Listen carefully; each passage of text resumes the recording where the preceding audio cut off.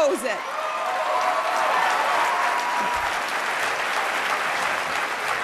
Or better said by the good governor of this state, he said, "Party of no? Nah, we're the party of hell no." Now, going forward, we have to keep supporting those Republicans in Congress who are leading the loyal opposition. Let's help them starve the beast. They're putting the liberal elite on notice. Government overreach did not begin with the Obama administration, but it will end with the Obama administration. Because, friends, truly the party of Lincoln, the party of Reagan is back. And we have our eyes wide open going into these midterm elections. We're not just the party of no, we're the party of ideas. And with articulate alternatives, we will prove a better way for America. And in that spirit, let me hit on something that's been making headlines lately. And I know it well. It's very, very important to all of us. And it's energy policy. Energy is not just about heating our homes and fueling our rigs and keeping the lights on. It's an issue that really touches every challenge that we face, from the value of our paychecks to our interests abroad. There is an inherent link between energy and security, and energy and prosperity, and energy and freedom. We need affordable, domestic, reliable, environmentally sound energy, and there's just such a big difference, though, between how the Republicans and the Democrats want to accomplish that goal. The left has waged a multi-front war on conventional resources, and this administration proposed billions, tens of billions of dollars in new fees on domestic production because they evidently think that we are overproducing oil and gas. And liberals in Congress want to stop things like hydraulic fracturing to produce clean-burning natural gas. The administration is locking up even more federal lands that are filled with this God-given huge reserve of oil and gas and uranium. And even if a producer is lucky enough to finally be permitted to drill and to mine, well, good luck transporting that resource to where it can do the most good. You want to build a pipeline? It can take years to get a federal permit. And a transmission line could take you decades. When it comes to consumption, the left's plan is very devastating, but it's pretty simple, and at least they're honest about this one. They do want you to pay more so you'll consume less. And they call it, this new scheme coming down the pike, cap and trade. I call it cap and tax. And whatever you call this scheme, it's going to kill jobs. It's going to kill production and productivity and a work ethic in this industrious America that we have grown to love. It will pass an even greater burden on to the next generation, on to our small businesses, on to our working families today. And if that sounds like a bad idea in a bad economy, well, yeah, the left thought that you would think it's a bad idea. So what they want to do now is just skip the legislative process and go right to the regulatory agency. Let the EPA, which some are calling the Economic Punishment Agency, let the EPA do the dirty work then. Like so much of the left's agenda, they've decided what is best for us. And even if we don't like it and can't afford it and it makes no sense, they're going to do it anyway because, yes, they can.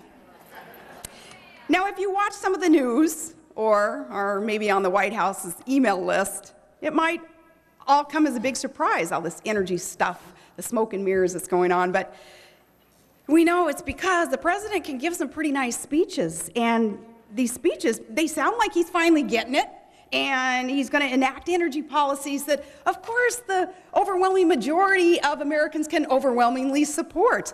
But when you really tune in, and when the applause dies down, he stands by while the administration and the Democrats in Congress block those things one by one. It is a lot of smoke and mirrors. Take nuclear power. He talks a good game about supporting it, but where was he when his Interior Secretary withdrew 1 million acres from uranium production in Arizona? And we all know that Harry Reid opposes safe storage of spent fuel at Yucca Mountain, but we didn't expect the administration to back him up on that for purely political reasons, not safety, not environmental or geological reasons, but political reasons. They can't have it both ways. You can't claim to support development of clean nuclear energy and then gut our options at both ends of the fuel cycle.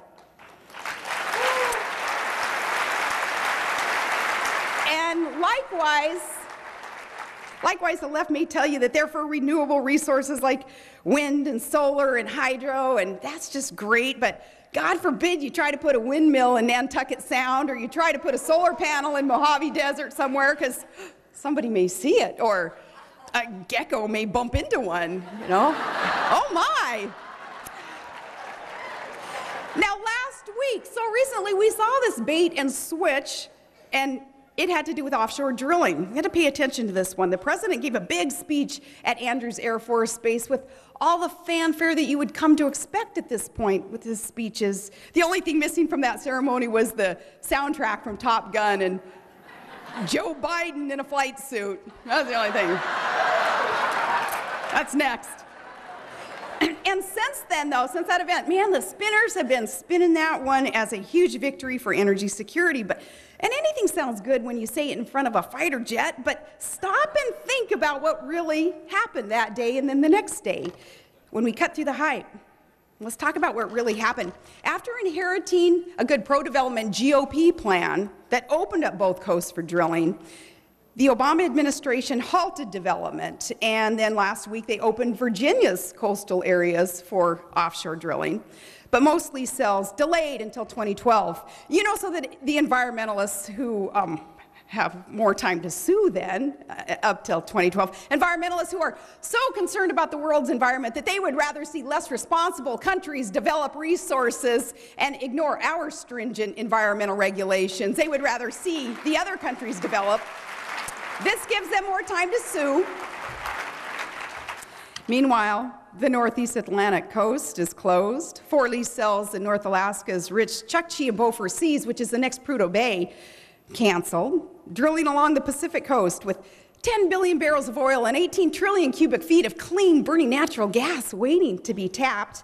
No, now that's prohibited. And now we're going to study more study of the South Atlantic and parts of the Gulf of Mexico and a couple of other areas that, my goodness, folks, these areas have been studied to death.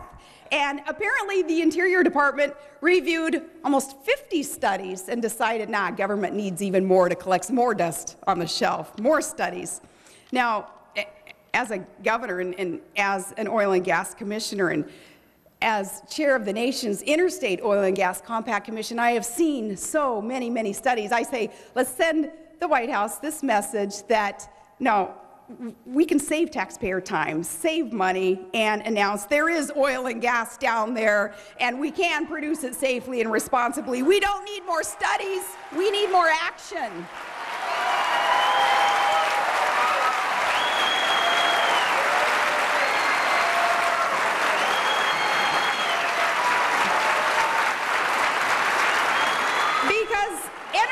Produced in America is security for America, and it is jobs for American workers, jobs that can't be outsourced.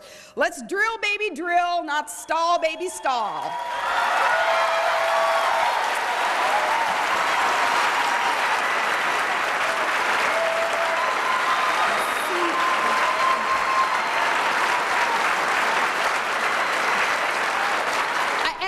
Remind myself that when I had to throw that one in there one last time to remind me. Yes.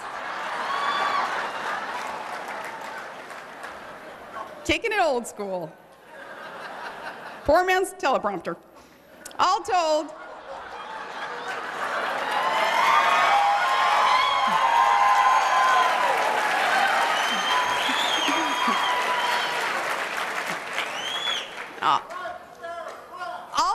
folks, if you think about what the administration did, they banned more offshore drilling than they allowed, and insult to injury, the EPA then put us on a path towards sweeping federal regulation of greenhouse gases on our farms and our factories and our small businesses and our vehicles. In short, they paved the way for a policy that will destroy jobs and impose a new national tax on energy on all of us. And that doesn't sound like good energy policy to me. It sounds like the president is trying to play for his cap and tax scheme coming up. And I sure hope that Senate Republicans tell the president that you're not going to find bipartisanship down there. Because once you wade through all the hype and those